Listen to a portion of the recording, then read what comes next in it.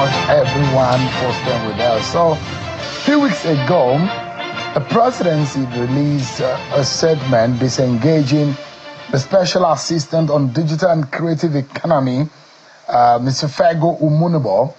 And there are some details as to what really transpired, which a lot of people were not privy to. Sources inside the presidency said that Mr. Umunubo was linked to a string of scams within the creative industry, allegedly using his presidential office title to broker fake sponsorship deals with filmmakers and content creators.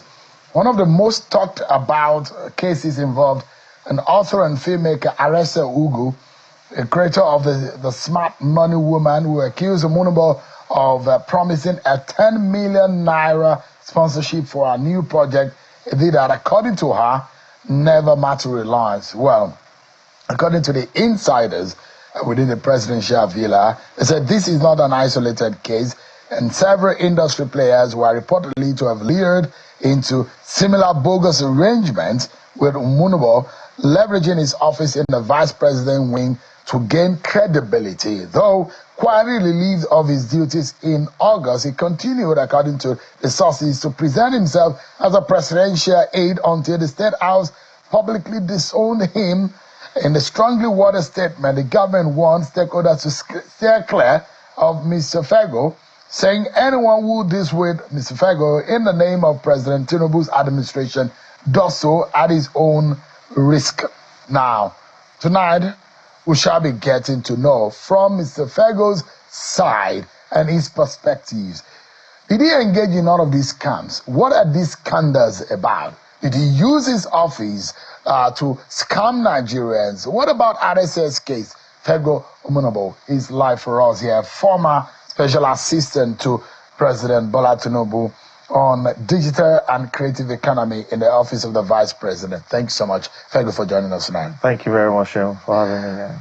Your disengagement by the president, you work directly in the office of the vice president. Yeah. And I mean, you came into a popularity. A lot of people, you became very popular amongst filmmakers and the creatives, and they thought that, wow, this is the angel we needed because funding was coming their way. But all of a sudden, there are those who were on the inside, like Arese, who was saying that you're now using your office to scam people, collect money from them. Why were you doing that?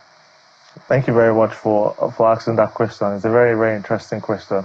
I know basically a lot of people have tried to advise me not to do this, but I felt I needed to do this just to clear the air. Like you said, a lot of people were reaching out to me to get funding and all of that. And the question is, why were they reaching out to me? I got into office in 2023, and I was clear what I wanted to do. And like I put up in my statement, press release that I released, I stated there, and it was clear that I was not on any government salary. I had no government budget, so there was no affiliation to government money. My strategy was to use the private sector to support the industry. And before I got into government, I was already playing in the creative space. So I understood some of the challenges. And I came in. One of the first things I did was to have the roundtable. And the funny part of it is that a lot of people that attended that event didn't even know that I was the one that organized it, because I took the back seat. I spent close to 150 million naira organizing that event because I had some partners. One of them was from the US. When we had that event and the VP was there, one of the things that I did before that event was, because I paid flight ticket and hotel accommodation for everyone that I invited, and a lot of the big names and all of that, I brought them a day before the event because I wanted them to meet the vice president and have a conversation. And I knew the perception from the creative industry, from the private sector. So for me, my goal was to build that bridge between the private sector and government. So I brought them, and they met with the vice president. And when they were done with that meeting, I got a feedback from someone.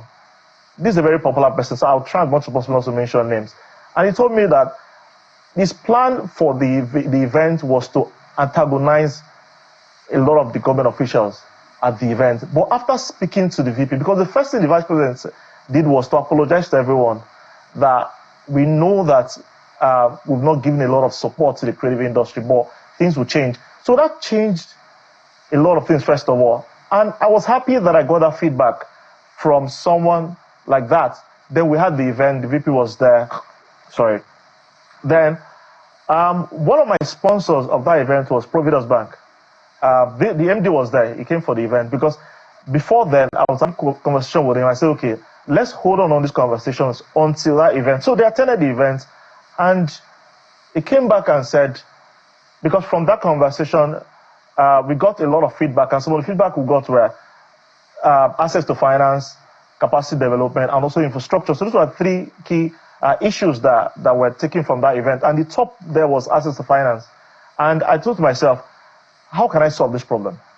And I was glad that my partners were there at the event. So after the event, I went back to Providence Bank, and I told them that I am glad that you guys attended that event and you heard every single thing from the stakeholders. I need to solve this problem, which is access to finance. And I want you guys to help me. And they were willing to go on this journey with me. So we started having the conversations, and at the end of the day, the MD was willing to put down some amount of money to support the creative industry. But it wasn't just the amount of money, because for me, it's how do you get the money? So some of the challenges were collaterals.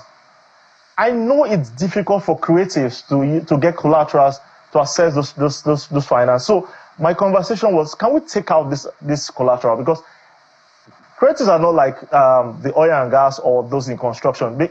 For them, I think, this is my opinion, their own collateral is their intellectual property. So this is the conversation that we need to have. So back and front, at the end of the day, the bank was willing to take off the collateral. I don't know of any bank in Nigeria today that will give anybody money without a collateral. I don't know of any. So Providence Bank took that risk. Took that risk and said that they were going to do this based on the integrity of the individuals. So I was glad that we were able to achieve that. And I went back to the office and I did a report, and we invited some of the stakeholders back to the villa so that this can be announced, and the bank ED was there too. So I invited the likes of RMD, Alibaba, Obi Asika, some big names, and even this lady too. Tony Tones was there, was one of those that I invited. So we came back and the VP announced. So there was excitement that, okay, this was going to happen. And the next thing was, how do we implement this? And the bank asked me, Fegho, you're the one in this industry. How do you want us to do this? I said, okay, we have these guys that have gathered together. Let's start with these people. At least you know them.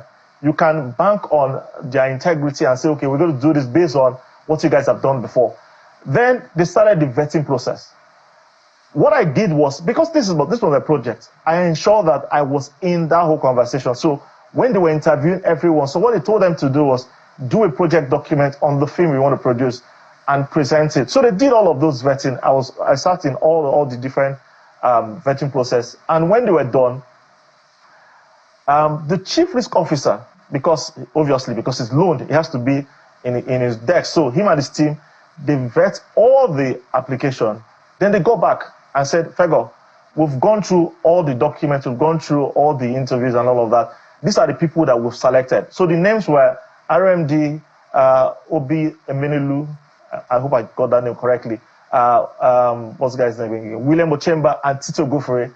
So at least you had 3 people in film, then someone in the interior designing space, because she had done a documentary called Made by Design, which is on Netflix. So it was based on that. They said, okay, since you've done this and it was a success, let's bring. So these were the 4 people. So you got funding out for them. Now, yes. So subsequently, you were also getting funds out, but not in the magnitude of what you got at the first tranche. No, but let me explain. For the first phase, what the bank now did was to approve 1.5 billion for the 4 of them. But RMD deferred his payment. Why? Because the project he wanted that fund for, he had already completed it, and I appreciated his integrity. So he deferred his own project to 2025, but at the end of the day, he didn't take that money. So it was now left to just 3 persons, so Obi, William, and also Titi. And they took that money and they got 100% of the funding to produce the movie.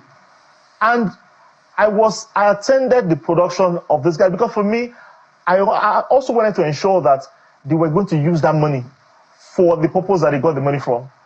Even the bank too was also monitoring those. And these guys produced, they went ahead to do the production and all of that. Most of those films were supposed to come out last year, but because of the issue that we had with Netflix and Amazon Prime, that they pulled out the beat, and so it affected the timing. But I was glad that the bank too was willing to adjust with the old timeline and all of that, and most of them moved into this year. But good news, one of the film, which is Safari, is launching next month. It's coming out to the cinema next month. When Obi told me that it was finally ready to push, I was so excited because a lot of news had gone out that this was not going to happen and all of that. So I'm glad that at least these guys have done this film and it's going to come out and the bank will get their money back.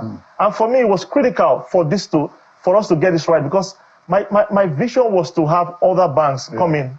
Because if it works with Providence Bank, then it's easy to bring in other banks. So there was a stir in the sector. Everybody thought now that the money is coming. At what point did you start scamming people?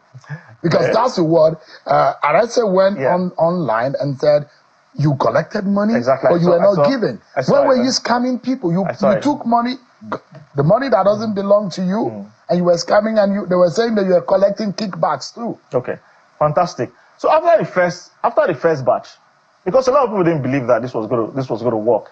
After the first batch, everybody now knew about it. Suddenly, everybody wanted the money, and I got some of those information that people were saying that people that got the money bribed and all of that, and I was not the one that approved the names. The bank didn't give me money. The bank sent money to them directly. So because of that, I now told the bank, see, going forward, I think I'm going to pull back a bit and allow just the bank to handle the whole process. So what the bank now did was now to create an email address and push it out there. But what I now did was, we now had an event in Lagos at the hotel. We invited the stakeholders together, and they sat in the room and we explained everything to them. And what the bank also now did was, because now we now had more people asking for that money, they had to reduce the maximum to now 200 million and ask everyone to apply. So what I did was just to take myself off. But still, they were still coming back to me, and I told them that I am not involved anymore. But your signature, there are documents that surfaced online where you created documentation where monies were coming out and you were making approvals. Even when you were disengaged, you were still going around town calling yourself a presidential aide. Okay, so after the Providence Fund, the thing about success is that everybody hears about it, and different partners started reaching out to me that they wanted to work with me, and I started getting support. So this was outside of Providence now, because Providence was loan. I can't give loan as grant to anybody. So because I started getting partners, what I now did was I started giving out money as sponsorship.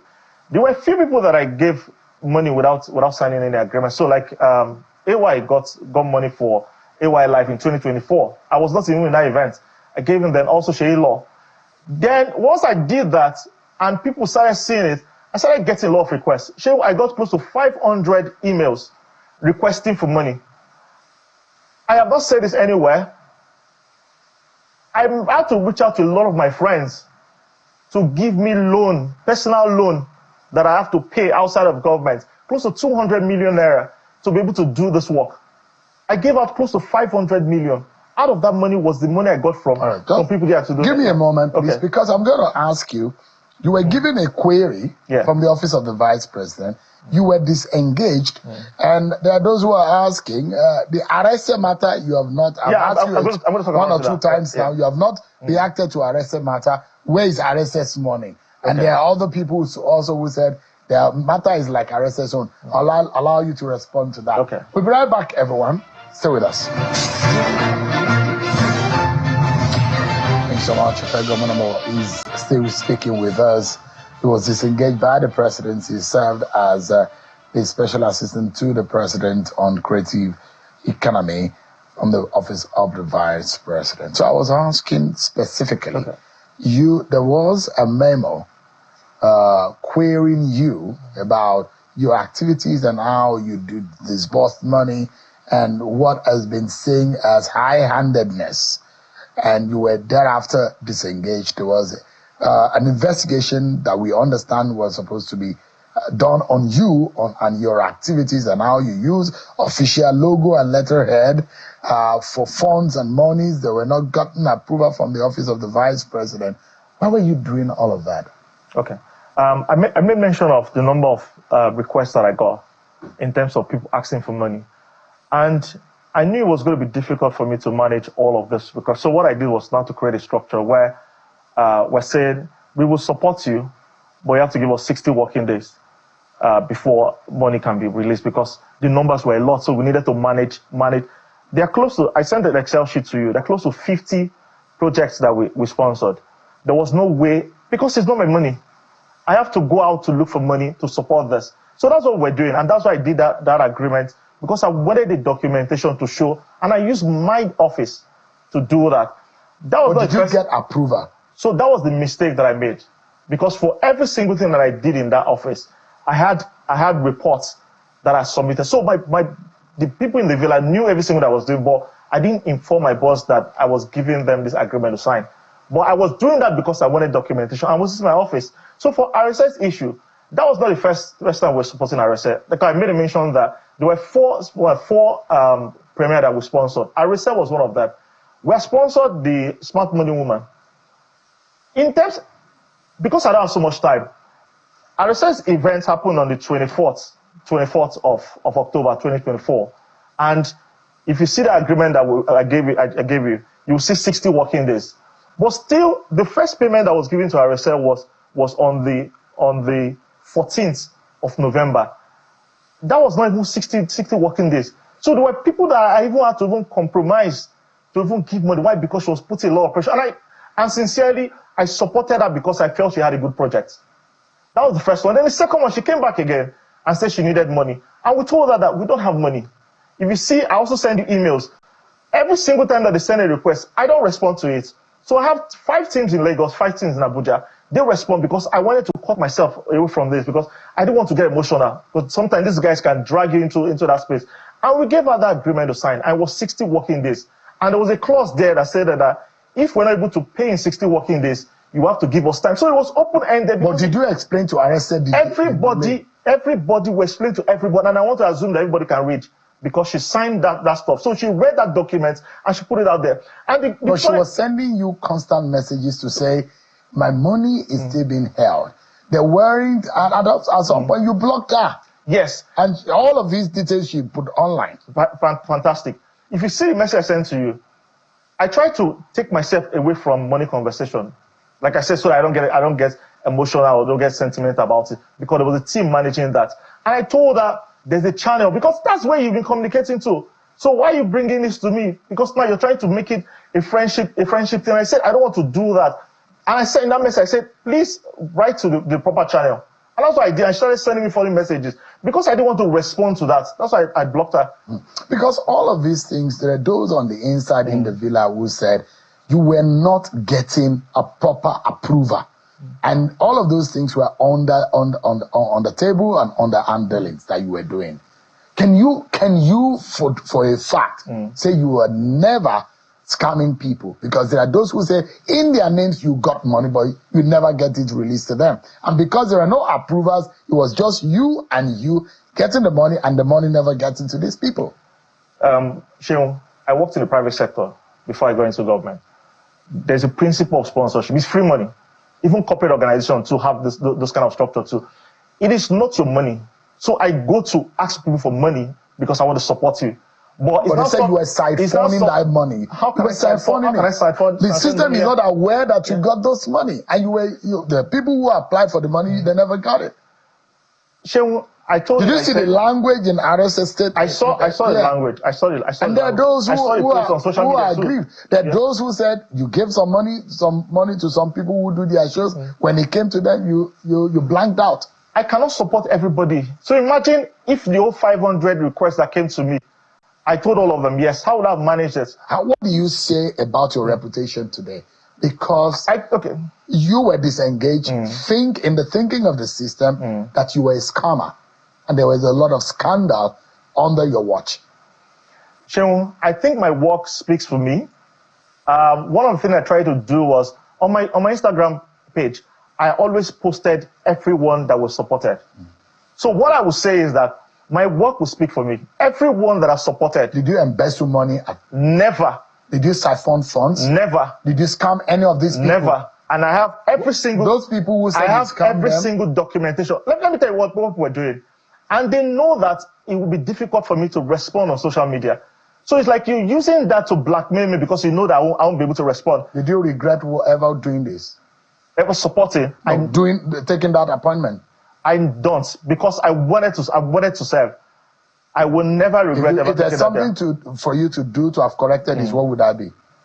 I think the only mistake that I made, which was not telling my boss that I was giving guys this agreement to sign, because I didn't think that was anything. I think if I have to correct anything, that's the only thing I'll correct.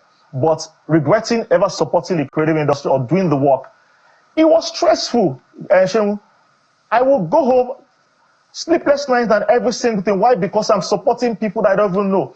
So do I regret that? Never. If I have the opportunity, I will do it over and over again. Right. My records are there. Go to my Instagram page. You'll see all the names of everyone that I supported. Fegho, Umunubo, former presidential aide, thanks so much indeed. Thank you very much. For coming to clear the issues. Thank you.